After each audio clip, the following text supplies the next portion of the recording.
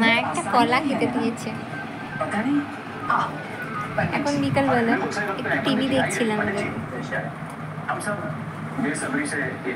এটা কেমন টিভি জানো? এখানে কোনো বাংলা চ্যানেল পাবে না, তোমাদের দাদা বাংলা চ্যানেল কিছু রাখবে না, হিন্দি চ্যানেল আর সিনেমা, খবর, খেলা। খেলা দেখার জন্য পার্সোনালি এই টিভিটা কেনা হয়েছিল। এতটাই খেলা ভক্ত। बहुत अच्छा प्रश्न किया आपने। पहले हम समानताएं बता देता हूँ। ये निर्जला व्रत कुमारी और विवाहिता दोनों के लिए, क्योंकि विवाहिता को वर मिल चुका है, इसलिए এই সিনেমাটা কে কে দেখছো বলো আজকে? জাস্ট অসাধারণ। যখন এনার নাম কি আমি ভুলে গেছি, রুদ্রনীল না রুদ্র, এই স্যার যখন ভিডিও করেন খুব সুন্দর করেন, মানে হাসিরগুলো তো ফাটাফাটি। জাস্ট দেখছি আমি এটা এখন বসে।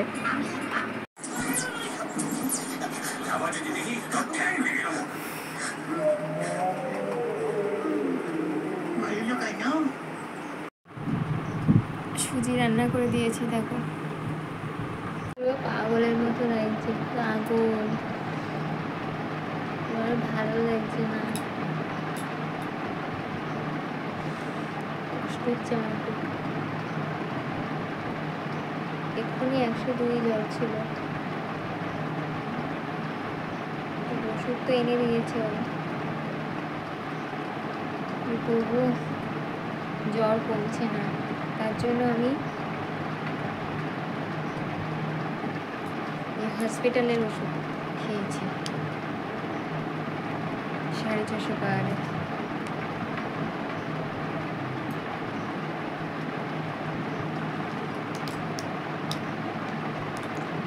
হসপিটালের ওষুধ কিন্তু খুব ভালো।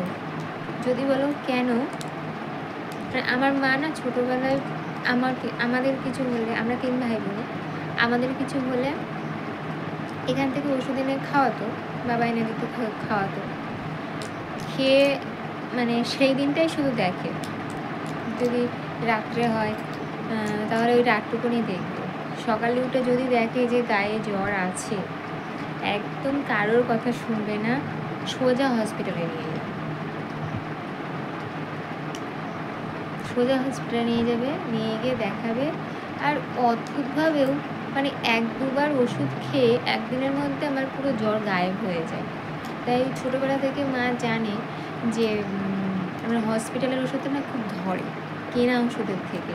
মানে কেনা ওষুধ ফার্স্ট টাইম খাওয়া হয়, তারপরে যদি না মানে যায়, যেমন আমি 2-3 দিন ধরে জ্বরে ভুগছি, আমি কেনা ওষুধ খাচ্ছি কিন্তু জ্বর বারবার ঘুরে ঘুরে আসছে। তা আমি কিন্তু এখন কথা বলতে পারতাম না, মানে আমার 102 জ্বর ছিল, শরীরের মধ্যে কেমন একটা অস্বস্তি হচ্ছে, যার জন্য আমি মাকে বললাম, মা এই ওষুধটা দিল। তা ওষুধটা খেলাম, খেয়ে আমার টেম্পারেচার কিন্তু অনেক কম লাগছে, এদিকটা পুরো ঠান্ডা, মানে অনেক গাটা ঘামছে। আর গরমের সময় তো মানে আমি শুয়েও থাকতে পারছি না, আবার বসেও থাকতে পারছি না, মানে এতটাই আমার বিরক্তি লাগছে। আর সব থেকে বেশি মন খারাপ লাগছে, আমি ভিডিও করতে পারছি না, আমি এইভাবেই দিচ্ছি, এখন কিছু করার নেই। তোমরা আমার পাশে থেকো, এইটুকুই বলবো যে আমার পাশে থেকো প্লিজ। যাই হোক, মা সুইটা দিয়ে গেছে, তো দেখো এতটা দিয়েছে, আমি খেতে পারবো না এতটা, আর যদি এতটা নাও খাই তা মা বলবে। সব থেকে বড় জিনিস, মা কষ্ট করে দিয়েছে, একটা হালকা মিষ্টি দিয়ে হালকা করে দেবে, কারণ আমি খেতে পারছি না। আমার খিদেও পেয়েছিল, আমি যে জলের ওষুধ খাবো, 4টে বিস্কুট খেয়ে ছোটো, তাই আমি জলের ওষুধটা খেয়েছি। আর ধরো সেই দুপুরে কখন খেয়েছি,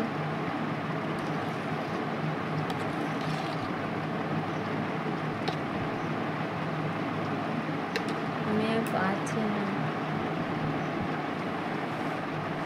মাথা ব্যথা মনে হচ্ছে কী একটা হচ্ছে আমার, কী যে হবে তাকে জানি, আমার নিজেরই ভয় লাগবে কী হবে।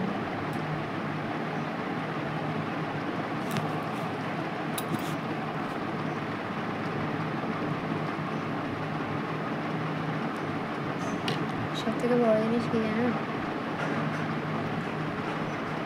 আমার স্মৃতি বারবার ও আমার কাছে আসে, এটাই মানে লাগছে যে ও আমাকে কত ভালোবাসে।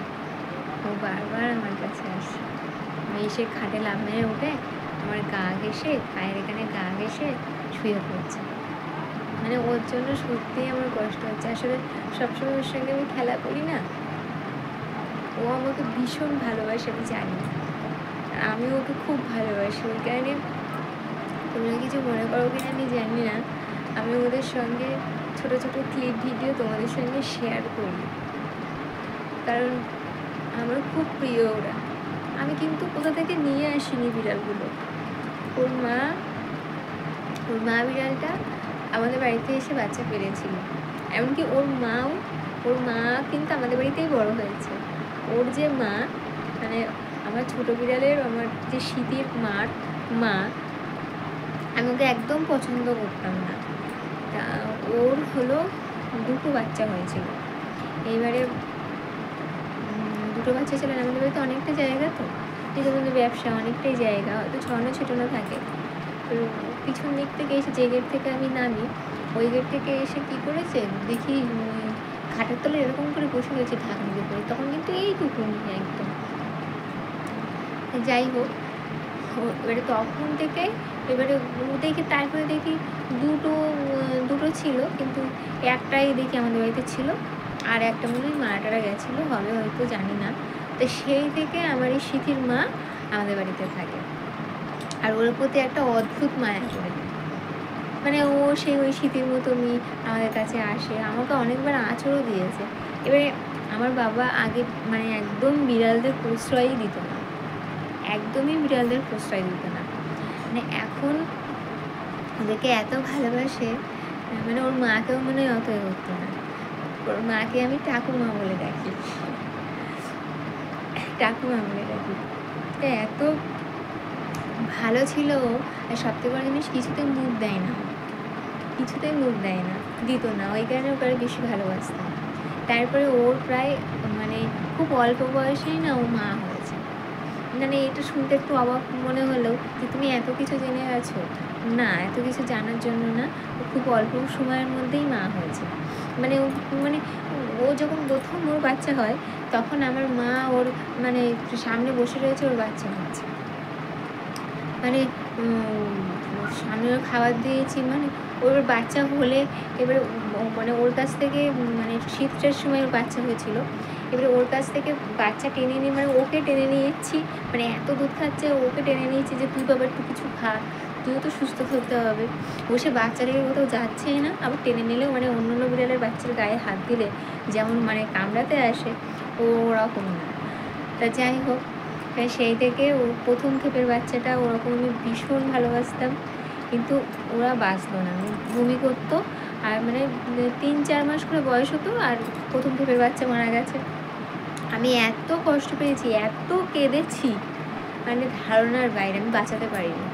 আমাদের এখানে যে স্বাস্থ্যকেন্দ্রে স্মৃতিদের নিয়ে গেছিলাম, হাসাকে নিয়ে গেছিলাম, সেখানেও দেখিয়েছি, কোনো মতে বাঁচাতে পারিনি। সবথেকে, তাই আমি বলছিলাম না, সবথেকে বড় ফ্যাক্টর হলো ডাক্তার যদি ভালো ট্রিটমেন্ট করে তো অবশ্যই পেশেন্ট ঠিক হয়। তা আমার এইবারের বাচ্চাগুলো ওই কারণে, বাচ্চা কেন, ওরা এখন বড় হয়ে গেছে, ওরা ভালো হয়ে গেছে। তারপরে পরের ক্ষেপে বাচ্চাও কিন্তু মারা যায়, সেবার ওরকম। কিন্তু প্রথম ক্ষেপে যখন বাচ্চাগুলো মারা যায় না, মানে আমি এত ওদের ভালোবাসতাম, আর খুব ছোটো বয়সে, মানে ওরা খুবই ছোটো বয়সে মারা গেছে। আবার তার পরের ক্ষেপে বাচ্চারা ওরা একটু মিডল বয়সে মারা গেছে, মানে ওরা যদি 3 মাসে মরে, এরা 5 মাসে মরেছে এরকম। আর এদের বয়স হলো 1 বছর হলো, এই 1 বছরের মধ্যে এদের শরীর খারাপ হয়েছে, কিন্তু আমি না সিস্টেমগুলো একটু বুঝে গেছিলাম, তার জন্য অতটা অসুবিধা হয়নি। তা এইবারে ওদেরকে হলো, ওদের কিছু হলে টাইম মতো আমি ওষুধ খাইয়ে দিতাম। আর ওদের সব থেকে একটা এবারে বেঁচে যাওয়ার একটা প্লাস পয়েন্টও ছিল, সেটা কিন্তু ওরা বমি করেনি, মানে যা খেয়েছে বমি করেনি। এই জন্য আমি একটা মানে ডিসিশন নিতে পারছিলাম যে না, কিছু হতে পারে। আর যে ম্যামটা দেখেছেন সত্যি খুব সুন্দর, এত ভালো বলার কথা না। আমার হাসাকে তো প্রথম দিন বলেছে, আর ওনার কাজটার কথা, কিন্তু ট্রিটমেন্ট খুব ভালো।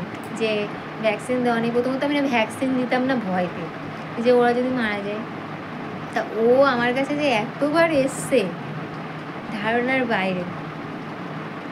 মানে ও আমার কাছে এসে বারবার আমার কাছে শুতে চাইছে, বারবার আমাকে ডাকছে, না পেরে মানে দরজা বন্ধ করে দিয়েছে আমি ওর কাছে আসছে বলে বারবার ও